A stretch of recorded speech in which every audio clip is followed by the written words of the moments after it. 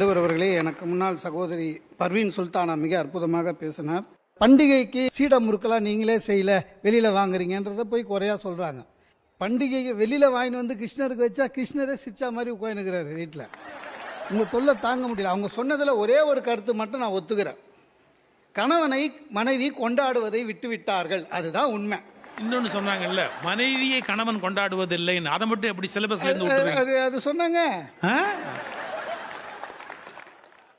அதுக்காக இந்த உதாரணம் சொல்லக்கூடாது. நாங்களாம் பிள்ளைகளுக்கு சொல்றோம். அதுக்காக நீங்க கஷ்டப்பட்டு பண்ணி உதாரணமா சொல்லுவீங்க. பண்டிகை அன்னைக்கு வந்து சார் பண்டிகையை கொண்டாட தெரியவில்லை இவங்க 3 பேர். ஏதோ நாங்கள் 3 பேரும் ஜப்பான்ல இருக்கிற மாதிரி எல்லாம் தெரியும் எங்களுக்கு. எங்க பிரச்சனை வந்து முடியலன்றது தான் பிரச்சனை. பண்டிகையை அனுபவிக்கணும், ஆராயக்கூடாது. எங்க அணில அற்புதமா சொன்னாங்க, பண்டிகையை கொண்டாட முடியவில்லை. அது ப்ராக்டிக்கலாக சில பேருக்கு முடியாதுங்க. இப்போ கவர்மெண்ட் ஆஃபீஸ்காரனுக்கு கவலை இல்லை, கம்பெனியில் வேலை செய்கிறவங்களுக்கு கவலை இல்லை.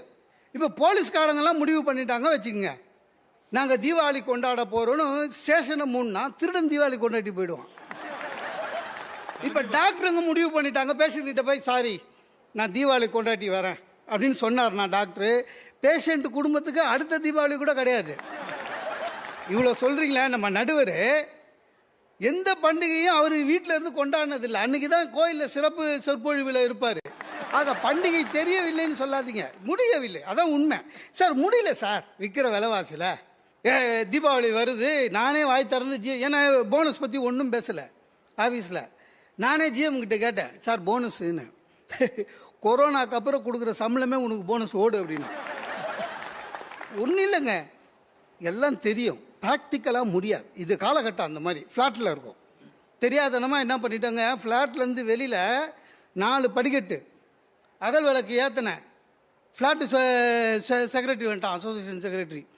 இந்தா எல்லாம் இது பப்ளிக் ஏரியா, இங்கெல்லாம் ஏற்றக்கூடாது, உள்ளே ஏற்றுமோ அப்படின்னா.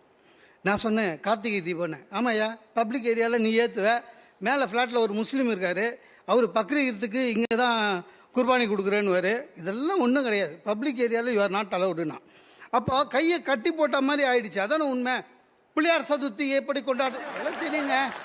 மண்ணில் பிள்ளையார் வாங்கணும், வாங்கி பூஜை பண்ணி 3 நாள் வச்சுருந்து கடற்கரையில் ஏற்று போய் கரைக்கணும், தெரியும். முடியல, ஒய்ஃப் ஒத்துக்க மாட்டா. ஒவ்வொரு வருஷமும் இது ஒரு பெரிய தொல்லை உங்களுக்கு. பேசாமல் பிளாஸ்டர் ஆஃப் பாரிஸில் அழகாக கலரில் ஒரு பிள்ளையார் வாங்கினுவா, கும்பிட்டுட்டு பரணையில் வச்சிடலாம், அடுத்த வருஷம் தொடச்சி கும்பிடலான்னா. நான் இல்லை இது மாதிரி தான், இதுதான் சரியானது அப்படின்னு வச்சு பீச்சுக்கு ஏற்றுமே கரைச்சிட்டு வந்தேன். வந்த அன்னைக்கு கேட்டா எங்கே போயிட்டு வரீங்கன்னா, பிள்ளையாரை கரைச்சிட்டு வந்தேன்னு. அவளுக்கு வந்து அவள் சொன்னதை நான் கேட்கலன்ற கோவம். பேசாமல் என்னையும் ஒரு கிணத்துல தள்ளிடுங்களேன்னா. நமக்கு ஆசை தான், ஆனால் அதுக்கு ஒரு நேரம் காலம் வரணும் இல்லையா. விட்டாச்சு. பண்டிகை இந்த மாதிரி ஆயிடுச்சு. நவராத்திரி பற்றி எல்லாம் பேசுகிறாங்க. சார் ஒன்றே ஒன்று சொல்கிறேன், உண்மையிலேயே நவராத்திரி கொண்டாட வேண்டும் என்று எல்லோருக்கும் ஆசை இருக்கிறது. ஆனால் வாடகை வீட்டில் இருந்து கஷ்டப்படுறவனுக்கு தான் அந்த அருமை தெரியும். கொண்டாடணுன்னு விருப்பம் இருக்குங்க. 3 குழந்தை இருந்தாலே வாடகை வீடு கொடுக்க மாட்டான். நீங்கள் வண்டி ஃபுல்லாக பொம்மை எடுத்து போனீங்கன்னா சத்தியமாக கொடுக்க மாட்டான். அதுவும் இல்லாமல் இப்போல்லாம் பார்த்தீங்கன்னா, முன்னெல்லாம் ஒவ்வொரு வீட்டில் பரணை இருந்ததுங்க, பொம்மைலாம் மேலே எடுத்து வைக்கலாம். இப்போ பரணை கலாச்சாரமே போயிடுச்சு. எந்த ஃப்ளாட்லேயும் பரணை கிடையாது, ஷெல்ஃபு வச்சுருக்கான். பொம்மைங்களை வைக்கவே இடம் இல்லை. இப்போ நம்மள மாதிரி சொந்த வீட்டில் இருக்கிறவங்க கொஞ்சம் அட்ஜஸ்ட் பண்ணி வச்சா கூட ரொம்ப கஷ்டங்க, ப்ராக்டிக்கலாக முடியலங்க. அப்போல்லாம் மக்கள் ஆரோக்கியமாக இருந்தாங்க. இப்போ நம்ம எல்லாருமே பாவமாக இருக்கிறோம், பிபியும் சுகருமா. அந்த படிக்கட்டை மேலேருந்து எடுத்து அந்த பொம்மை 10 வருஷத்துக்கு முன்னால் வாங்கின பொம்மை என் ஒய்ஃபு புது செட்டாக வாங்கிடலாமா, நான் துட்டு இல்லைன்னு. இல்லைங்க, பொம்மைக்கு கலர்லாம் போய் கேவலமாக இருக்கேன்னு நான் சொன்னேன்.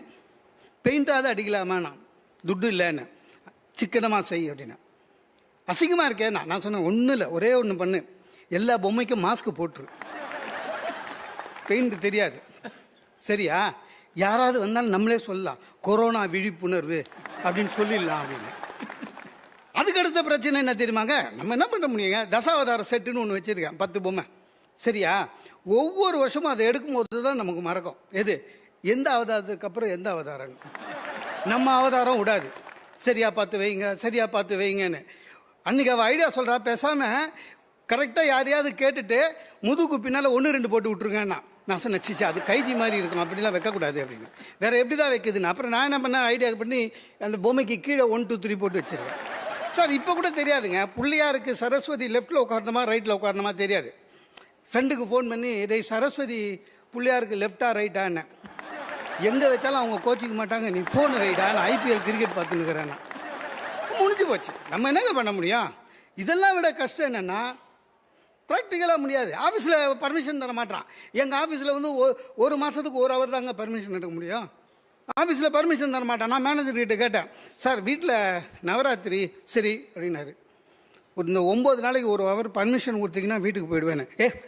அதெல்லாம் லேடிஸ் ஃபங்க்ஷன், அதுக்கு என்னையா நீனு? நான் என்னமோ மஞ்சள் நீராட்டு விழாவுக்கு பர்மிஷன் கேட்குற மாதிரி. இல்லை சார், நான் தான் வீட்டுக்கு போய் சுண்டல் போட்டு ஸ்டேப்லர் அடிக்கணும் அப்படின்னேன். இதெல்லாம் நல்லா செய், ஆஃபீஸில் வேலை செய்யாத அப்படின்னு திட்டினான்.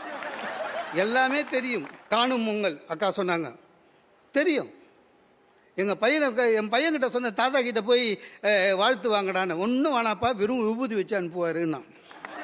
நான் எங்கள் அத்தை வீட்டுக்கு போனேங்க, எல்லாம் மாறி போச்சு, அதான் உண்மை. போகிறதுக்கே பிடிக்க மாட்டேது. எங்கள் அத்தை வீட்டுக்கு போனேன், வான்னு சொன்னாங்க, ஆசீர்வாதம் வாங்கினேன், ஏதோ கொடுப்பாங்கன்னு பார்த்தா ஒன்றும் கொடுக்கல.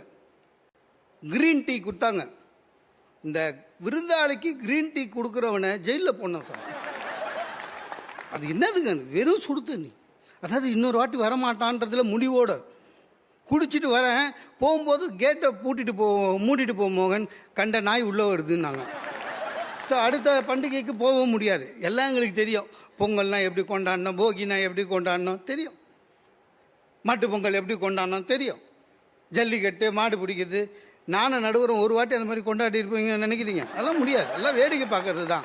ஆக பண்டிகைகள் கொண்டாட தெரியும், எப்படி பண்பாடு எல்லாம் தெரியும். என்னன்னா ப்ராக்டிக்கலாக இப்போ முடியல, அவ்வளோதான். பண்டிகைகளை கொண்டாடுகிறோம், ஆனால் இடம் பொருள் சூழலை பொறுத்து கொண்டாடி கொண்டு இருக்கிறோம். ஆகவே பண்டிகைகளை சிறப்பாக கொண்டாட தெரியும், ஆனால் இன்றைய காலகட்டத்தில் முடியவில்லை என்று கூறி நன்றி கூறி விடைபெறுகிறேன். நன்றி, வணக்கம்.